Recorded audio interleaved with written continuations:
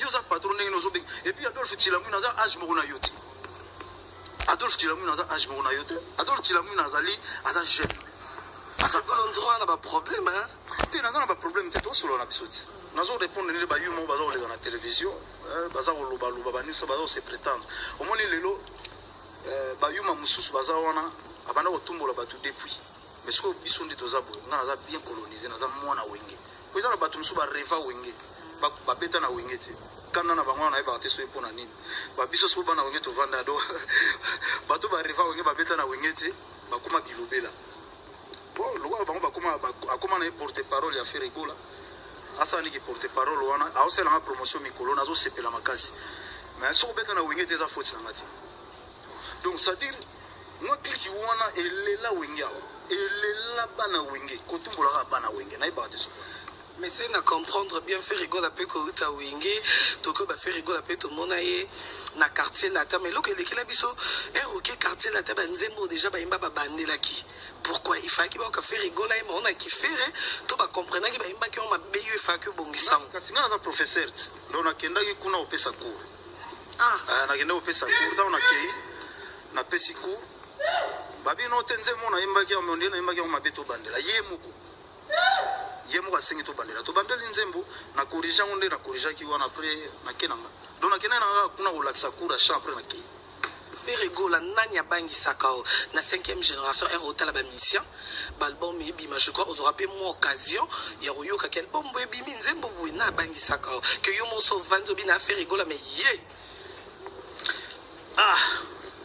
en tout cas vraiment na zaboye mutabangi sanga zati mais na sepela na ba chanteur ou ba sala kolobi. Par exemple, moi deux chanteurs. Par exemple, les deux chanteurs, na wotanga petit nanga Innocent Balume, Nathalie Makoma. Voilà. Na sepela na bango makasi. Ba bazé belé na tangi de trobi de donc bango wana. Voilà, je crois qu'il y a Gisèle Zinata ya corpulence. A sepela ya ni de Zindalo. Nabiki on sepela vient nga Edo Muzamba l'intouchable ya dadang wabana nabiki bozaya ko sepela voilà faire rigola.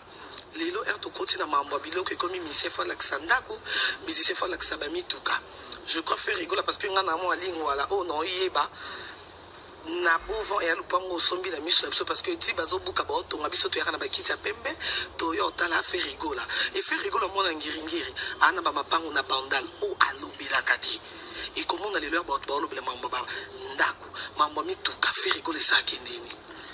C'est-à-dire on a vu bon il a était so moni mutazo le na télévision pardon c'est prétendre qu'il y a un patron donc c'est-à-dire yemo miyebi pona nini moni bato basimba ala to yebi ba vient na biso ba Alex Mfumuti bazana ba parler na ba chat ba bon séjour na Kinyaza Kin Mfumuti hymne national na pesi mbote moni lelo to le na télévision te to sala ba makele le bani ça faut ba preuve tangible ezalaka moni le lobe se trouve sur ma makele était au gros bateau bateau bien total avant la télévision leki wana lobby boye mais alors c'est retrouvé tant oya boye luki wa bo luki na hôtel ala la na hôtel so bo luki adresse neza na hôtel na grand hôtel ça dit quand on a payé $5,000 nanga na fuchata mois 2 mois moko boye na vana na ngaba ni sabo mais le gars na za grand artiste ya Congo ba ibinga na adresse moni lelo okoya ko filmer oki o filmer parler à batu oke ba kolo ba parler ba fâché ba fâché na banda kuna bango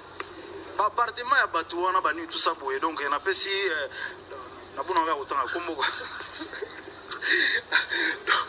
donc et c'est ça on s'en a donc pour ça la très attention tant bozo ke filmer ba parler à batu lelo ngai na robeta tolote que na somba bani so wala ba makele le bani saboto ko lo ba lisute ke no na sona no ba preuve tangible ezali bani saboto ko sa makele te mais lelo congolais nyoso ba fanu bolanda ka biso artiste faut boye ba na adresse na ye donc ça dire so muto vendre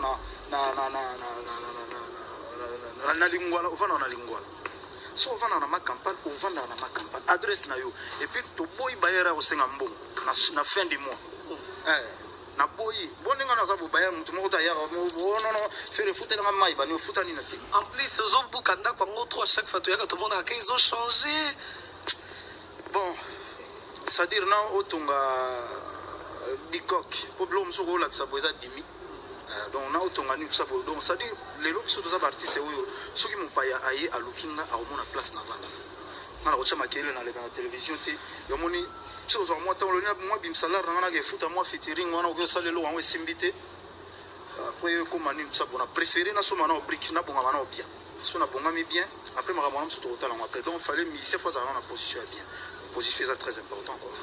Voilà, fait rigoler, je crois, total qui en internet. Des bateaux sont vraiment dans sa émission, bateaux sont vraiment journaliste et live.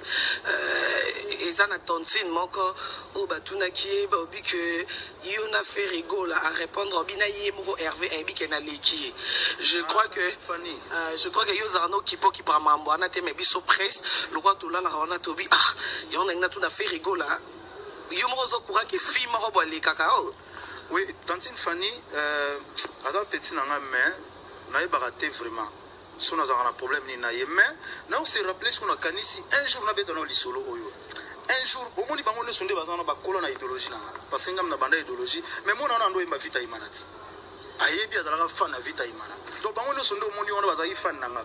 Tant surtout outil tant to outil poto liboso maison mère bon idéologie à 300 couper ngam na yana. Alors on a concert mo ya défait madilou. Tant on a zobima, na moni petit mo Fanny, nakar. Na Tunis ko on va petit monter musicien ya nini wana ya orchestre wana. Na bia lingi nini. Na moni sikoyo azo changa boy. Na Tuni ba to zaina ba nini yango. Na ibaki bien ti. Mazai na mo liboke mbongo mo na zui na bwaki. Siko to na bo to na bo liboke mbongo wana batu ba wela yi.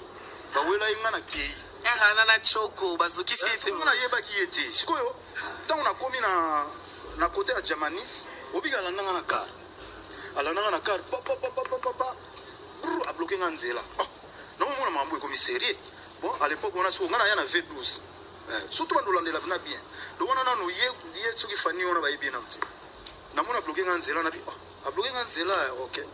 Bon, 300 coupé, on a dit, bon, on a bien à l'époque, on a mettre Moussa, 15 000 600. Ah, si c'est hier. Ngasi on a bimi na 300 coupé on a tiki yango na koti na 600 na ki. Il paraît ne ba yebsinga yo tuna masa na Blaise Polo. Il paraît moi ranki na masa la yango na puis ya mi balé, il paraît ya test na maison mère. Jour on na zala kati. So bazoka yete so nini donc ba colère on a tellement qu'il arrive ba na wingi. Donc ranki na ngapi na personnellement na za boy na koza na problème na yete. Et puis na sengi mena pardon. So bo sali be mission na bino.